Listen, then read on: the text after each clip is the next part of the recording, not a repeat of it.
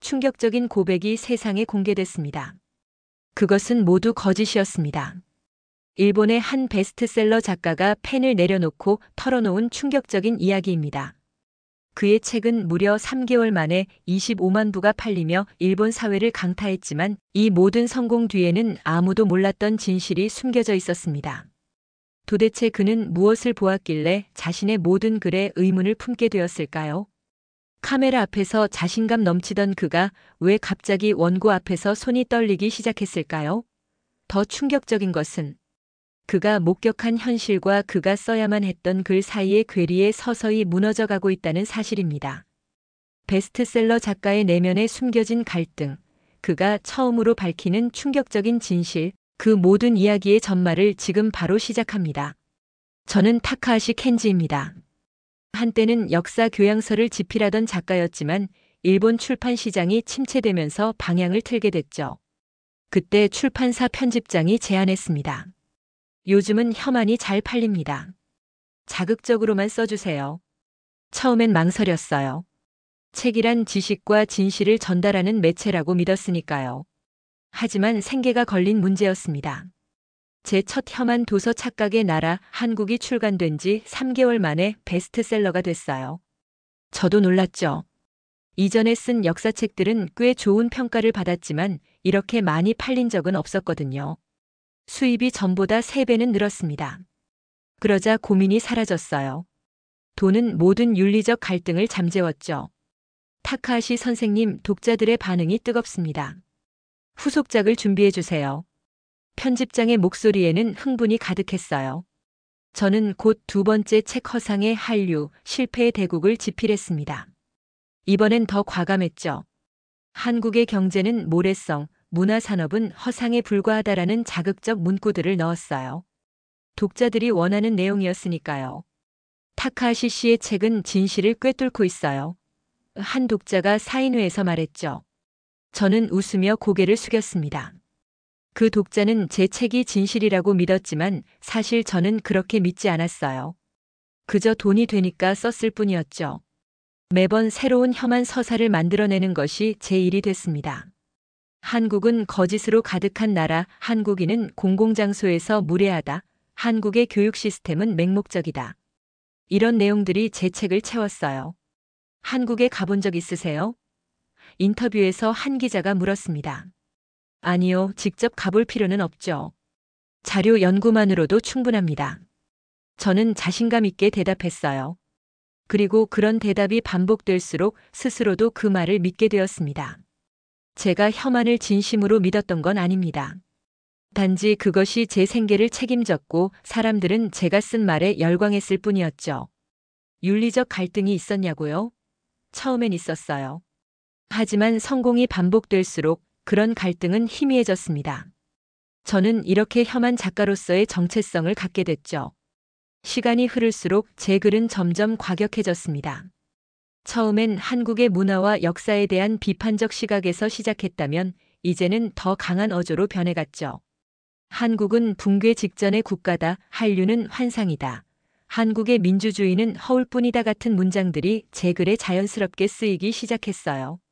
타카하시 씨, 이번에는 좀 더 강한 소재를 다뤄봅시다. 편집장은 항상 더 자극적인 내용을 원했습니다. 그리고 저는 그 요구에 응했어요. 처음에는 이런 강한 주장들을 쓰는 게 낯설었지만 책이 잘 팔리고 독자들의 호응이 커질수록 제 확신도 커져갔습니다. 제 3번째 책 한국, 무너지는 신화는 출간 일주일 만에 5만 부가 팔렸어요. 사람들은 제 책을 읽고 열광했습니다. 그런 반응을 보면서 제가 옳은 일을 하고 있다는 생각이 들기도 했죠. 타카하시 씨의 신간이 또 베스트셀러네요. 역시 한국에 대한 날카로운 통찰력이 돋보입니다. 한 서평가의 말에 저는 자부심을 느꼈습니다.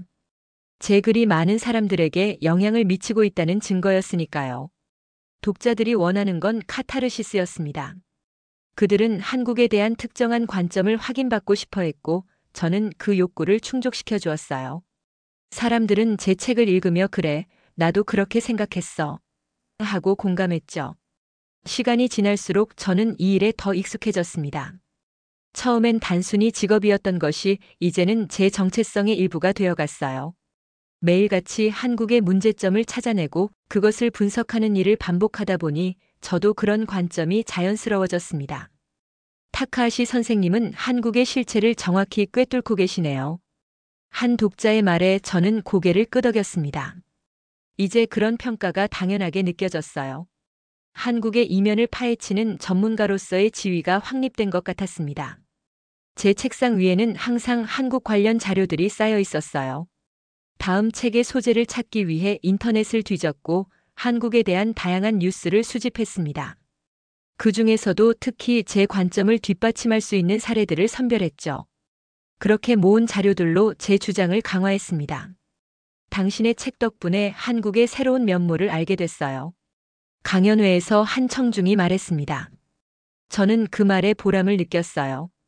제 글이 사람들의 시각을 넓혀주고 있다는 생각이 들었거든요. 반복은 확신을 만들어냅니다. 제가 그린 한국의 이미지는 독자들의 마음속에 자리 잡았고 저 역시 그런 한국의 모습을 더욱 선명하게 보게 되었습니다. 그것이 제 글쓰기의 힘이자 인기의 비결이었죠. 어느 날 갑자기 방송국에서 연락이 왔습니다. 일본의 한 유명 다큐멘터리 프로그램 제작진이었어요.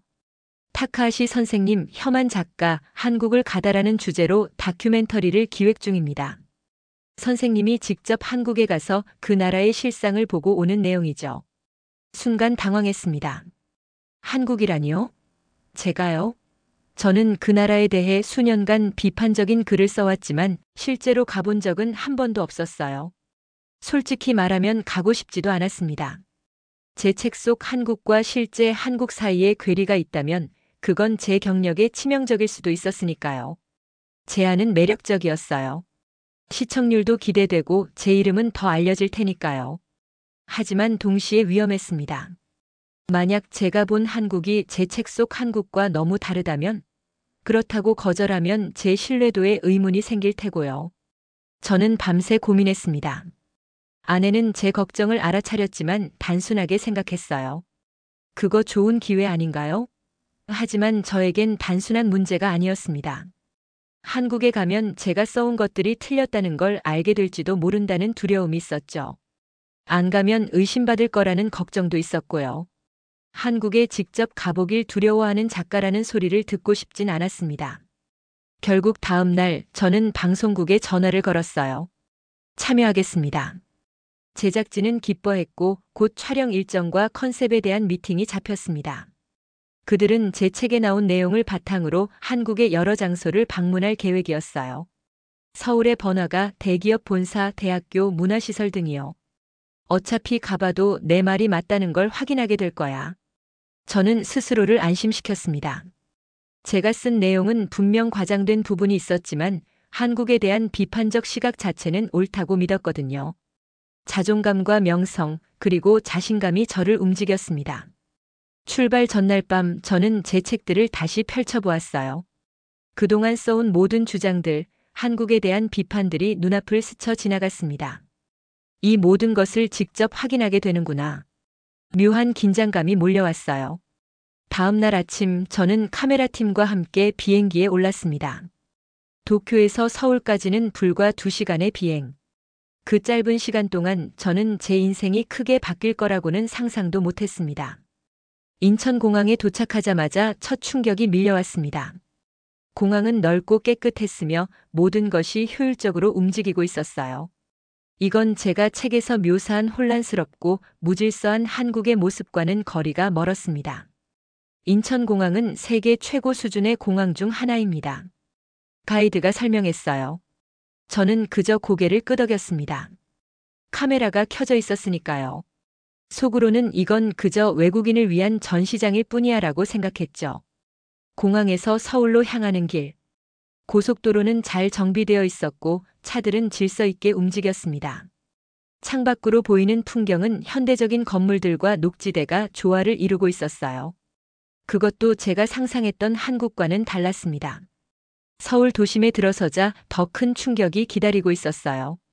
쓰레기 하나 없는 거리, 정시에 도착하는 대중교통, 횡단보도를 건널 때 자연스럽게 멈추는 차량들. 이건 일본과 비슷하거나 어떤 면에서는 더 앞선 모습이었습니다. 강남 거리는 활기가 넘쳤어요. 최신 트렌드를 반영한 가게들, 북적이는 젊은이들, 외국인을 위한 표지판과 질서정연한 대중교통. 제가 착각의 나라 한국에서 무질서하고 모방에만 열중하는 문화라고 썼던 것과는 완전히 달랐습니다. 여기가 한국의 대표적인 번화가 중 하나입니다. 가이드의 설명에 저는 침묵했어요. 카메라는 계속 저의 반응을 담고 있었고 저는 놀란 표정을 감출 수 없었습니다. 호텔에 체크인한 후 저녁 식사를 위해 나갔어요. 레스토랑에서 메뉴를 고르는데 어려움을 겪고 있을 때 옆 테이블에 한국인이 다가왔습니다. 도움이 필요하신가요? 제가 추천해 드릴게요. 그는 유창한 일본어로 말했어요. 제가 일본인이라는 걸 알고도 불편한 기색 없이 친절하게 대해주는 모습이 의외였습니다. 저는 책에서 한국인들은 일본인에게 적대적이라고 써왔거든요. 식사 후 거리를 걸으며 현지인들을 관찰했습니다. 사람들은 예의 바르고 질서를 지켰어요. 지하철은 깨끗했고 승객들은 노약자에게 자리를 양보했습니다. 거리에서는 쓰레기를 버리지 않았고 공공장소에서 큰 소리로 떠들지도 않았어요. 이게 정말 내가 책에서 묘사한 한국인가? 혼란스러웠습니다. 첫날부터 제 책의 주장들이 하나둘씩 무너지는 것 같았어요. 카메라 앞에서는 침착함을 유지하려 했지만 내심 당황스러웠습니다. 호텔로 돌아와 창밖을 바라보았어요. 서울의 야경은 아름다웠습니다. 한강을 따라 늘어선 건물들의 불빛, 그 사이로 흐르는 강물. 이 모든 것이 조화를 이루고 있었어요. 제가 써온 조화를 이루지 못하는 도시 서울과는 너무나 달랐습니다. 첫날 밤 저는 노트북을 켜고 일기를 썼어요. 오늘 본 서울은 내가 책에서 묘사한 서울이 아니다. 이건 문제가 될 수도 있다. 카메라 감독이 내일의 일정을 알려주었습니다. 내일은 한국의 기술과 시스템을 보러 갑니다. 삼성 디지털 프라자와 정부 청사를 방문할 예정이에요. 저는 고개를 끄덕였지만 내심 걱정이 되었습니다. 오늘도 이렇게 충격적이었는데 내일은 어떨까요? 제 책 허상의 한류, 실패의 대국에서. 저는 한국의 기술은 모방에 불과하다라고 썼거든요. 과연 그게 사실일까요? 아니면 또 다른 충격이 기다리고 있을까요? 잠들기 전 저는 창문을 열었습니다. 서울의 밤 공기가 상쾌했어요. 이상하게도 마음이 편안해졌습니다. 다음 날 아침 우리는 일찍 출발했습니다. 첫 방문지는 서울 지하철이었어요. 제가 책에서 혼잡하고 효율성이 떨어지는 대중교통이라고 묘사했던 곳이죠. 하지만 실제 모습은 달랐습니다. 지하철은 청결하고 효율적이었어요. 열차는 정확히 시간표대로 도착했고 안내 시스템은 한국어뿐 아니라 영어, 일본어, 중국어로도 제공되었습니다. 가장 놀라웠던 건 교통카드였어요. 하나의 카드로 지하철, 버스, 택시까지 모두 이용할 수 있었고 전국 어디서든 통용된다고 했습니다. 우리나라보다 앞서 있네요. 저도 모르게 중얼거렸어요. 카메라맨이 그 순간을 놓치지 않고 촬영했습니다. 다음 방문지는 서울시 정부청사였어요. 저는 한국 무너지는 신화에서 비효율적인 관료주의와 부패한 행정 시스템에 대해 상세히 써왔습니다. 그러나 실제 모습은 제 주장을 완전히 뒤집었어요. 정부청사에서는 무인 민원 발급기가 시민들의 일을 신속하게 처리하고 있었습니다. AI 기반 상담 서비스는 여러 언어로 제공되었고 행정 서비스의 상당 부분이 디지털화되어 있었어요. 담당 공무원은 자랑스럽게 설명했습니다. 우리는 종이 없는 행정을 지향합니다. 대부분의 민원이 온라인이나 모바일로 처리되죠. 이건 제가 상상했던 것과는 전혀 달랐어요.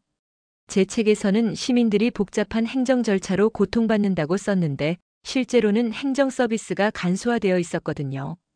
오후에는 삼성 디지털 프라자를 방문했습니다. 저는 긴장했어요. 제 책에서 한국의 기술은 일본의 모방에 불과하다라고 단언했으니까요.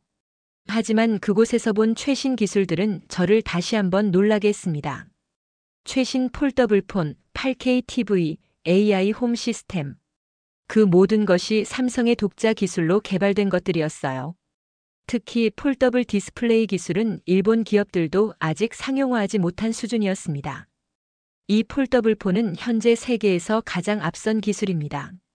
안내원의 설명에 저는 고개를 끄덕였어요. 부정할 수 없는 현실이었으니까요. SK에너지센터 방문은 또 다른 충격이었습니다.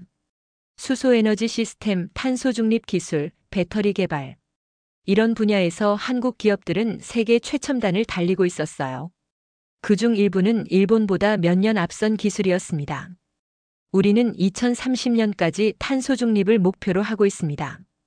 SK연구원의 자신감 넘치는 설명을 들으며 저는 제 책의 내용이 얼마나 현실과 동떨어져 있었는지 깨달았어요. 하루 종일의 취재를 마치고 호텔로 돌아오는 길 저는 침묵했습니다. 머릿속은 혼란스러웠어요. 오늘 본 한국의 모습은 제가 그동안 묘사해온 한국과는 전혀 달랐거든요. 오늘 어떠셨어요? 감독이 물었습니다. 생각할 시간이 필요합니다. 저는 조심스럽게 대답했어요. 호텔방에 돌아와 저는 다시 노트를 펼쳤습니다. 한국의 시스템과 기술력은 내가 생각했던 것보다 훨씬 앞서 있다. 몇몇 분야에서는 일본보다도 앞서 있다. 내 책의 주장들은 수정이 필요하다. 창밖으로 서울의 밤이 깊어가고 있었습니다. 도시의 불빛은 여전히 아름다웠지만 오늘 그 불빛들은 제게 다른 의미로 다가왔어요.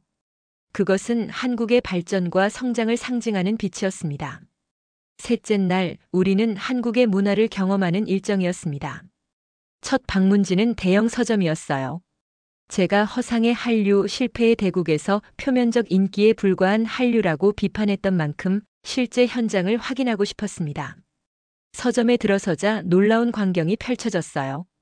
베스트셀러 코너에는 한국 드라마 원작 소설과 철학 서적이 나란히 진열되어 있었습니다. 더 흥미로웠던 것은 외국어 서적 코너였어요. 일본어, 영어, 중국어로 번역된 한국 문학 작품들이 가득했거든요. 이 소설은 현재 20개국 언어로 번역되었습니다. 특히 일본에서 큰 인기를 끌고 있죠. 서점 직원의 설명을 들으며 저는 제 책에서 한국 문학의 국제적 영향력은 미미하다고 쓴 문장이 떠올랐습니다. 점심시간에는 대학가 근처 카페에 들렀어요. 그곳에서는 BTS 음악이 흘러나오고 있었고 젊은이들은 열심히 공부하거나 토론하고 있었습니다. 저는 용기를 내어 한 학생 그룹에게 인터뷰를 요청했어요. 저는 일본에서 온 작가입니다. 한국 청년들의 생각을 듣고 싶은데요. 그들은 기꺼이 응해주었습니다. 놀랍게도 그중 한 학생은 유창한 일본어로 이야기했어요. 그는 도쿄에서 교환학생으로 공부한 경험이 있다고 했습니다. 저는 아시아의 여러 국가들이 서로 경쟁하기보다 협력해야 한다고 생각해요. 일본의 전통과 한국의 창의성이 만나면 더 큰 시너지가 생길 수 있을 거예요. 그의 말에 저는 깊은 인상을 받았습니다. 제 책에서는 배타적 민족주의에 사로잡힌 한국 청년들이라고 묘사했는데 실제로 만난 학생들은 글로벌한 시각과 개방적인 사고를 가지고 있었거든요. 오후에는 한국문화원을 방문했습니다. 그곳에서는 한국어를 배우는 외국인들로 가득했어요. 일본인, 중국인뿐만 아니라 미국, 유럽, 심지어 아프리카에서 온 학생들도 있었습니다. 왜 한국어를 배우고 싶으신가요? 한 프랑스 학생에게 물었어요.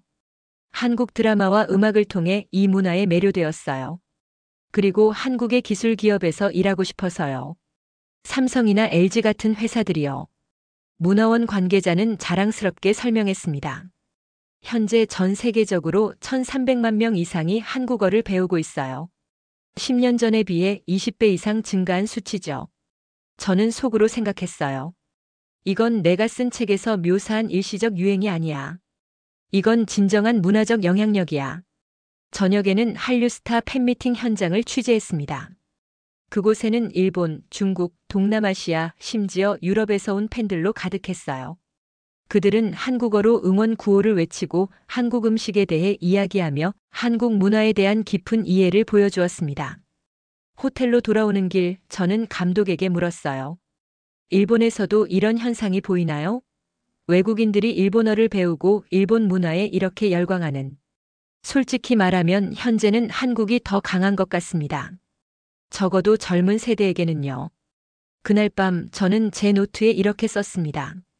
한국의 문화는 단순한 유행이 아니다. 그것은 교육, 기술, 사회 시스템이 만들어낸 종합적인 결과물이다. 그리고 그 영향력은 아시아를 넘어 전 세계로 퍼지고 있다. 일주일간의 한국 취재를 마치고 일본으로 돌아왔습니다. 공항에 도착해 집으로 향하는 택시 안에서 저는 복잡한 감정에 휩싸였어요. 제가 본 한국은 제 책에서 묘사한 나라가 아니었습니다. 오히려 그 반대였죠. 현대적이고 효율적이며 창의적인 나라. 그리고 무엇보다 따뜻한 사람들이 있는 곳이었어요. 집에 도착하자마자 출판사에서 전화가 왔습니다. 타카하시 씨, 다큐멘터리 촬영은 어땠나요? 잘 마치고 돌아오셨다니 다행이에요. 신간 원고를 기다리고 있었거든요. 신간이요? 네, 이번엔 한국의 시스템 붕괴를 주제로 해보면 어떨까요? 현장에서 보고 온 경험을 섞어서 더 설득력 있게 쓸 수 있을 테니까요. 전화를 끊고 저는 한동안 멍하니 앉아 있었습니다. 새 책을 써야 한다니요. 그것도 한국의 시스템 붕괴라니. 제가 직접 본 한국은 붕괴는커녕 오히려 번창하고 있었어요. 그날 밤 저는 책상에 앉아 컴퓨터를 켰습니다. 제목은 정해져 있었어요. 한국 무너지는 신화의 실체. 손가락이 키보드 위에서 떨렸습니다. 무엇을 써야 할까요? 제가 본 한국을 있는 그대로 쓰면 그건 더 이상 험한 도서가 아닐 텐데요. 결국 저는 타이핑을 시작했습니다. 한국은 겉으로는 번영하는 것처럼 보이지만 그 내면에는 심각한 문제가 숨어 있다. 손은 타자기를 두드리지만 마음은 저항하고 있었어요. 제 눈으로 본 한국은 강하고 조용하고 세련된 나라였습니다. 하지만 저는 또다시 자극적인 문장을 써야 했어요. 한국은 국민 불신으로 내부 붕괴 중이다. 한국의 기술력은 모래성과 같다 같은 말들. 글을 쓰는 내내 머리가 아프고 위장이 뒤틀리는 기분이었습니다. 한 문장을 쓰고 지우기를 반복했어요. 지금까지는 제가 보지 않은 세계에 대해 썼기에 양심의 가책이 덜했지만 이제는 제가 직접 경험한 현실을 왜곡해야 했거든요. 뭘 쓸까 고민하다가 다큐멘터리 영상을 살펴봤습니다. 거기에는 제가 경험한 한국의 모습이 담겨 있었어요. 하지만 편집 방향은 이미 정해져 있었죠. 한국의 외형적 발전 뒤에 숨겨진 문제점들이라는 주제로 방송될 예정이었습니다. 결국 저는 타협점을 찾았어요. 제가 본 한국의 발전상은 인정하되 그것이 지속 가능하지 않다는 방향으로 글을 썼습니다. 한국의 눈부신 발전은 인정할 만하다. 그러나 그 성장은 불안정한 토대 위에 세워져 있다. 원고를 마무리하는데 보통의 2배 시간이 걸렸어요. 매 문장이 제 양심과 싸우는 과정이었으니까요. 완성된 원고를 출판사에 보내고 저는 마치 무거운 짐을 내려놓은 듯한 기분이 들었습니다. 2달 후 책이 출간되었어요. 제목은 한국 통제된 번영의 실체였습니다. 예상대로 또다시 베스트셀러가 되었어요. 서점에서는 사인회가 열렸고 독자들은 제 책에 열광했습니다. 타카하시 선생님, 이번 책은 더욱 깊이 있네요. 한국의 화려한 면모를 인정하면서도 그 이면의 문제점을 날카롭게 지적하셨어요. 저는 웃으며 고개를 숙였지만 가슴 한편이 무거웠습니다. 독자들은 제 책이 균형 잡힌 시각이라고 평가했지만 사실은 제가 본 진실보다 훨씬 부정적으로 쓰인 책이었거든요. 강연에 불려다니고 방송에 출연하고 인터뷰에 응하는 동안 저는 계속 미소를 지었습니다. 하지만 밤이 되면 견딜 수 없었어요. 제가 본 현실과 제가 쓰는 글의 간극이 저를 파괴하고 있었습니다. 한국 통제된 번영의 실체가 출간된 지 3개월이 지났습니다. 책은 여전히 베스트셀러 목록에 있었고 저는 일본 전역을 돌며 강연회를 열었어요. 표면적으로는 성공한 작가의 모습이었지만 내면은 점점 황폐해져 갔습니다. 밤마다 악몽에 시달렸어요. 꿈에서는 서울의 거리를 걷고 있었는데 지나가는 모든 한국인이 저를 쳐다보며 거짓말쟁이라고 속삭이는 꿈이었습니다. 땀에 젖은 채 깨어나면 한동안 현실과 꿈의 경계가 흐릿했어요. 아내는 제 상태를 걱정했지만 저는 그저 피곤하다며 넘겼습니다. 사실은 죄책감이 저를 갉아먹고 있었어요. 어느 날 한 강연회 도중 청중이 질문했습니다. 선생님은 실제로 한국에 가보셨는데 그곳의 인상은 어땠나요? 책에 쓰신 것처럼 정말 부정적이었나요? 순간 말문이 막혔어요. 진실을 말해야 할까요? 아니면 또다시 거짓말을 해야 할까요? 제 침묵이 길어지자 사회자가 재빨리 다른 질문으로 화제를 돌렸습니다. 출판사에서는 벌써 다음 책 한국 교육의 실패를 준비하라는 연락이 왔어요. 하지만 제가 본 한국의 젊은이들은 창의적이고 글로벌한 시각을 가진 인재들이었습니다. 갈등은 점점 심해졌습니다. 진실을 말하면 지금까지 쌓아온 혐한 작가로서의 명성도 사라질 테니까요. 우연히 일본에 유학 온 한국 학생을 만났어요. 타카하시 씨의 책을 읽었습니다. 솔직히 많이 아팠어요. 하지만 대화를 통해 서로를 이해하고 싶습니다. 그의 진솔한 태도에 저는 깊은 부끄러움을 느꼈습니다. 그날 이후 저는 새 책 집필을 미루기 시작했어요. 매일 밤 글을 쓰려고 책상에 앉지만 손가락이 키보드를 누르지 못했습니다.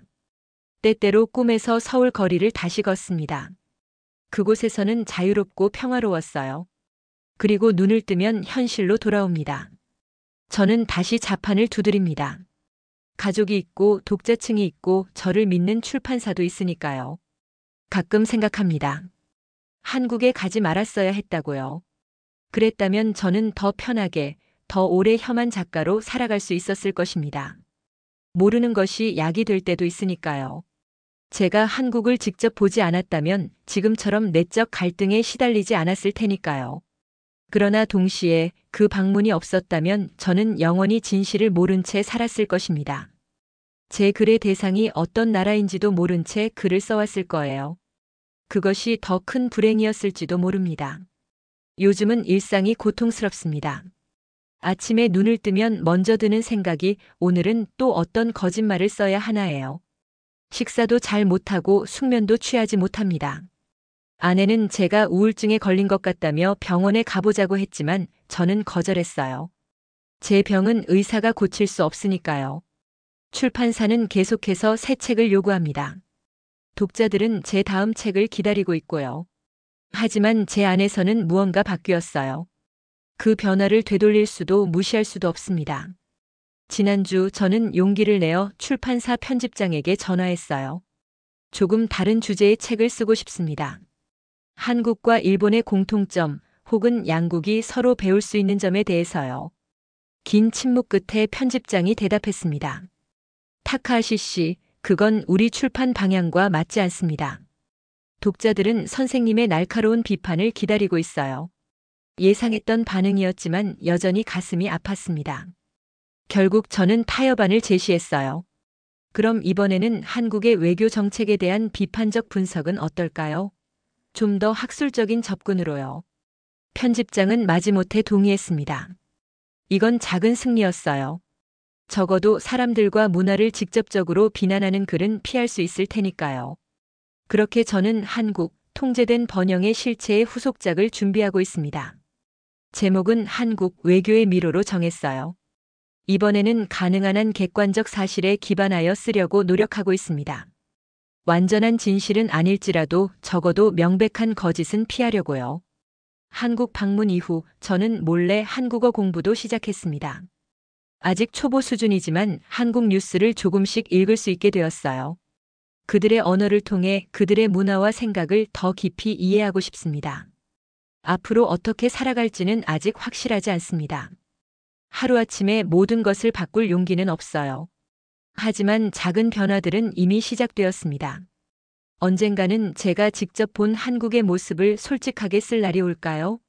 그건 아직 모르겠습니다. 지금 이 순간에도 저는 또 다른 혐한 원고를 씁니다. 하지만 글을 마친 뒤 저는 화면을 오래 바라봅니다. 그리고 생각합니다. 진실과 거짓 사이에서 내가 선택할 수 있는 길은 무엇일까? 이 세계에서 나는 언제까지 버틸 수 있을까? 그리고 언젠가 내가 본 진짜 한국의 모습을 사람들에게 전할 수 있을까?